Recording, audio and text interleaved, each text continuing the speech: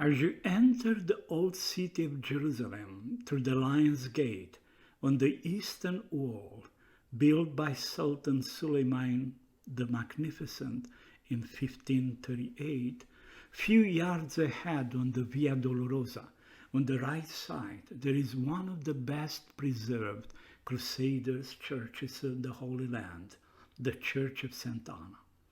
Built on 1st century AD cave, this 12th century church shelters, according to an old tradition, the house of Joachim and Anna, the parents of the ever Virgin Mary and grandparents of our Lord Jesus Christ. Next to St. Anna Church, on the same compound belonging today to the Order of the White Fathers, there is a literally archaeological mass, a huge and deep excavation site showing various layers of occupation. This is the traditional place of an ancient pool nicknamed in the time of Jesus the Pool of Bethesda, an Aramaic word meaning the house of grace, the house of kindness, or the house of mercy.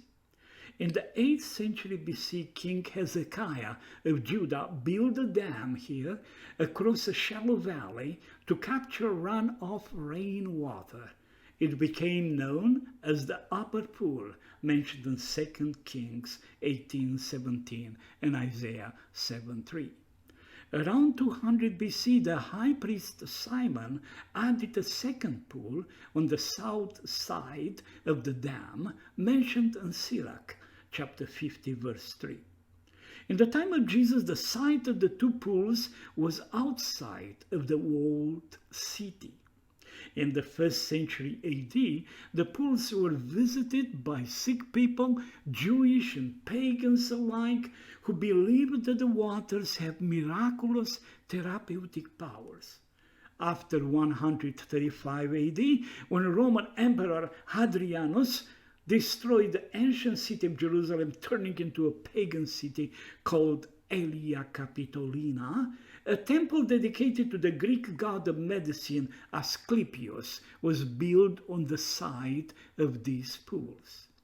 In the 5th century AD, the pious Byzantine empress Saint Evdosia, who built St. Stephen Basilica on the compound of today famous biblical school École Biblique et Archéologique Française on Nablus Road, constructed a church on the side of the pools of Bethesda and named it, quote, Mary where she was born, end quote. The basilica was destroyed by Persians in 614 AD. The Crusaders built a small chapel, the Church of the Paralytic, over part of the ruined Byzantine basilica. The facade, main entrance, and apse of the Crusader chapel can be seen over the pools. The pools were unearthed by the archaeologists at the end of the 19th century. At this pool, the Pool of Bethesda, took place the healing of the paralytic man narrated in John chapter 5, verses 1 through 15, and prescribed as gospel reading in the Byzantine Orthodox Church for the 4th Sunday of Easter. Let us take a closer look to our pericope, John chapter 5, verses 1 through 15. We learn just at the beginning that Jesus was in Jerusalem on the occasion of a festival. Biblical scholars believe that this festival could have been Pesach or Passover, commemorating the liberation of ancient Israel out of the Egyptian slavery around 1250 BC, or Sukkot, the festival of tents or booths in the fall, commemorating the 4 years that Israel spent in the wilderness moving towards the promised land. We learn also that in Jerusalem by the Sheep Gate, which was probably placed very close to the today's gate called the Gate of Lions, there was a pool, and that pool was named in Hebrew Bethesda. Rather, this is the Aramaic word Bethesda, meaning house of grace, or house of goodness, or house of mercy. And that pool had 5 porticos, meaning 5 walkways equipped with columns and roofs all around. In these porticos, we learned there were a great multitude of weak, blind, lame, and paralyzed people waiting the moving of the water. And in verse 4, we learn how this moving of the water happened. It says that an angel went down at a certain season into the pool and troubled the water. Whosoever then first after the troubling of the water stepped in was made whole of whatsoever disease he had. And we learn also that in this great multitude of people there was a certain man, in Greek tis anthropos, which was suffering of weakness for 38 years. It's very interesting, 38 years that this man was suffering of that weakness, parallels probably the 38 years that Israel spent journeying in the wilderness, as we learn from Deuteronomy 2. In both cases, the case of ancient Israel roaming in the wilderness, and this sick man lying there without any support, any help, in both cases, there was the divine providence, God watching them for 38 years. When Jesus saw him, so this man lying there knew that he had nobody, and that he was for a long time there, he said to him, "Do you want to be made well?" In Greek, hygis. In other words, do you want to be made whole? So we learn here that the man was interested in the minimal aspect of the miracle, just to be healed and just to be able to go around. But Jesus was actually interested in something more. He wanted to restore this human being to the initial wholeness. Very interesting. Then John 5:7, we see that this man is giving a kind of excuse. He says, "Sir, I have no one to put me into the pool when the water is stirred up, and while I'm making my way, someone else steps down ahead of me." And Jesus, instead of continuing the conversation with the sick man, he suddenly commands the man, "Rise, take your pallet and walk." The word for rising here in Greek is egiro. It's very interesting that egiro means, probably primarily, wake up. And we have a variant of this word egiro, ex egiro, in Daniel chapter 12:2, speaking about the final bodily resurrection, like people being raised up from the dust through the power of God. Not in vain, the church decided this pericope to be read during the Pentecostarian after the Easter, because it has something to do with the rising and the resurrection.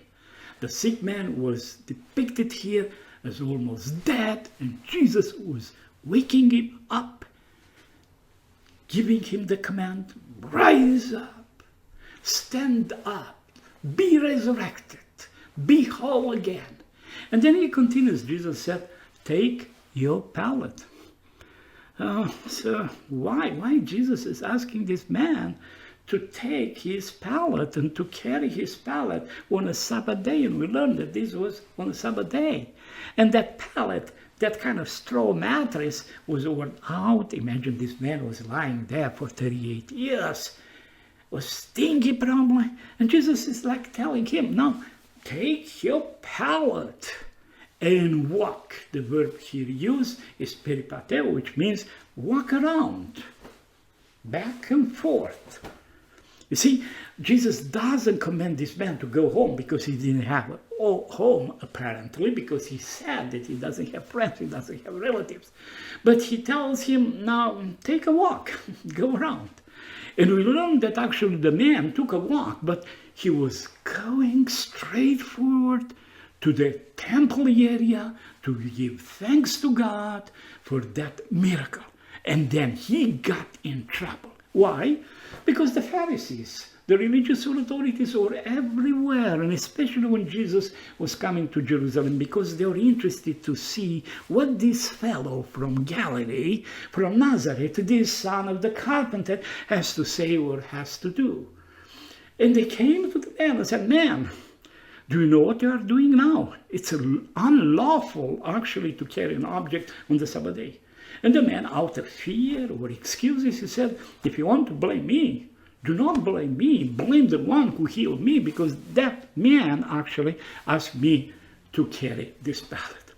So the Pharisees go now to Jesus and ask the same question, why you told this man to carry the pallet?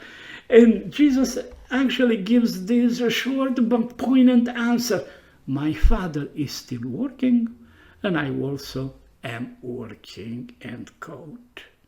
In other words, Jesus is like saying, you have a problem with me that I'm doing these healings, that I'm doing these works on the Sabbath day, that I transgress the Sabbath day for the goodness of the people who are in need. Now go to my Father. He is doing the same. The one who instituted the Sabbath day, God the Creator, like we learn in Genesis chapter 2, is the first one to transgress the Sabbath day. Why? Because he is taking care of you, so you may have a day of rest, doing nothing. He is working on your behalf.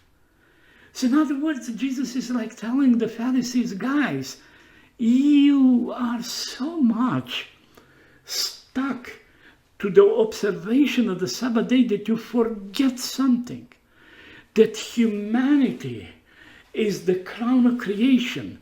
The humans actually are created in the image of God. And if God gave you this Sabbath day law to rest yourself, it's for your benefit and not vice versa. So this is the story that I wanted actually to share with you. If I have to give a title to this little sermonette, I'll give it Blame the Pallet, because everything is around that pallet. Jesus asked the man, carry the pallet, just to have this conversation with the Pharisees about God being the creator, the provider, the one who is working even on the Sabbath day for the goodness of people. And we should learn from God that the most important commandment is love your God and love your neighbor as yourself. Thank you very much, and God bless us.